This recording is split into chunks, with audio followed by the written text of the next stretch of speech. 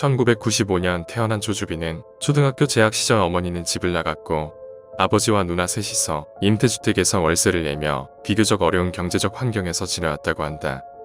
조주빈은 힘들었던 가정 환경과는 다르게 학교에서 선생님이나 친구들과 원만한 관계를 맺었다고 하며 학교의 각종 프로그램에 성실히 참여했고 고등학교 재학 시절에는 결석을 한 적이 없을 정도로 성실한 학생이었다고 한다.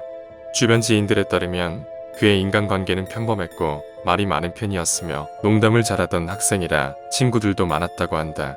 조주빈은 고등학교를 졸업하고 인하공업전문대학 정보통신학과를 14학번으로 입학하여 2018년 졸업했는데 졸업 당시에는 밝았던 성격이 내성적으로 변해 있었고 대학에서는 친구와 어울리려고 하지 않는 조용한 성격이었지만 군대에서는 후임을 괴롭혔다고 한다. 조주빈은 대학 마지막 학기인 2017년 10월 봉사활동을 시작하였다. 또한 성추행을 당한 여학생의 고민글이 지식인에 올라왔는데 그 질문에 답변엔 부모님과 상의하고 범인을 잡는 게 좋겠다 라는 내용의 정상적인 답글을 달았다고 한다. 조주빈은 2018년 1월부터 2019년 4월까지 보이스피싱 및 마약사범 신고로 범인 검거에 기여해 규정과 절차에 따라 신고 보상금 5회 총 140만원을 받았다고 전해진다. 심지어 2019년 6월에는 자신의 블로그를 통해 마약 판매자들에게 직거래를 하자고 깨어낸 다음 형사들을 불러 2명의 마약사범을 검거하는 데 도움을 줬고 보상금도 받았다라고 밝혔다. 보육원 봉사활동 기록 네이버 지식인에 달았던 답글과 함께 보면 전형적인 두 얼굴을 가진 사람으로 보인다. 조주빈은 사실 박사방 운영 이전 범죄와는 거리가 먼 생활을 한 것으로 알려져 있었다. 하지만 2017년경 N번방을 알아가면서 차츰 범죄의 늪에 빠져들어가기 시작했다. 박사방을 운영하면 불특정 다수에게서 많은 돈을 벌 수 있다고 판단해 N번방을 모방한 박사방을 만들고 몇몇 쓰레기들과 함께 범죄를 시작하게 된다. 피해 여성들은 대부분 SNS에서 조건 만남이나 스폰 알바를 구하던 여성들이었다. 애초에 처음 상황이 성매매 알선 상황인 점, 신고하기가 껄끄러운 점을 악용한 것이다. 박사는 트위터 같은 SNS를 통해 고액 알바 모집 글을 올려 신상 정보를 먼저 수집한 뒤 알바가 조건 만남임을 가정하고 피해자들에게 주민등록증, 계좌번호, 연락처를 요구했다. 이렇게 얻은 개인정보는 성착취물을 유포하면서 피해 여성들의 신상을 함께 공개할 때 사용되었다. 박사는 폭스밤이라는 이름의 가짜 고객 계정을 만든다. 해당 가짜 계정과 피해자를 텔레그램 비밀 대화방으로 연결시킨다. 고객은 고액의 만남에 성사되기 전 테스트 명분으로 성적 행위를 하는 사진과 영상을 요구한다. 이때 몸과 얼굴이 같이 나오면 5장만, 얼굴이 나오지 않으면 10장의 사진을 보내야 한다고 말한다. 이때 조주빈 일당 일명 박사는 폭스밤 고객이 자신에게 160만원을 보냈고 사진을 보내면 곧바로 피해자의 계좌로 입금시켜주겠다는 말로 피해 여성을 설득한다.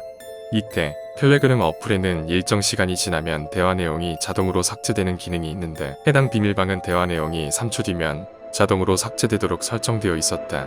피해자들은 3초 정도 잠깐만 보고 삭제되는 거라고 생각하여 안심하고 사진을 보내게 된다. 이들은 이렇게 조주빈 일당 박사방의 함정에 걸리게 된 것이다. 조주빈은 피해자가 해당 요구들을 주저하면 미리 구해놓은 피해자의 SNS 친구 목록을 공개하면서 영상을 보내지 않으면 나체 사진이 친구에게 갈 것이다. 성매매하려 했다고 가족, 지인들에게 알리겠다. 라고 말하며 입에도 담기 힘든 협박으로 피해자들을 지속적으로 괴롭혔다. 겁에 질린 피해자들은 해당 메신저를 삭제 및 탈퇴하거나 전화번호를 바꾸거나 가출하며 친구 집으로 피신하는 방법으로 피하려고 했지만 피해자에게서 얻어낸 성착취물은 별도의 텔레그램방, 쓰레기들이 모인 박사방에 있는 수만 명에게 유포되었다. 조주빈은 박사방을 혼자서가 아닌 여러 명이 운영을 했다. 총 인원은 36명으로 알려져 있고 이들은 피해자 물색 과유인, 성착취물 제작 및 유포, 범죄 수익금 인출 등으로 체계적으로 역할을 나눠 범행에 가담한 것으로 보여진다고 한다. 군 동기의 증언에 의하면 외모와 학벌 컴플렉스가 굉장히 심했다고 한다. 인하공전에 다니면서 군 동기 모두에게 인하대학교를 다닌다고 거짓말을 했으며 잘생긴 후임이 여자를 소개시켜주지 않는다는 이유로 1시간 동안이나 갈궜다고 한다. 조주빈이 다니던 자원봉사센터 소장 A씨에 의하면 조주빈은 2018년 3월부터 이듬해 3월까지 1년 동안 봉사활동을 쉰 기간에 사지 연장수를 받았다고 한다.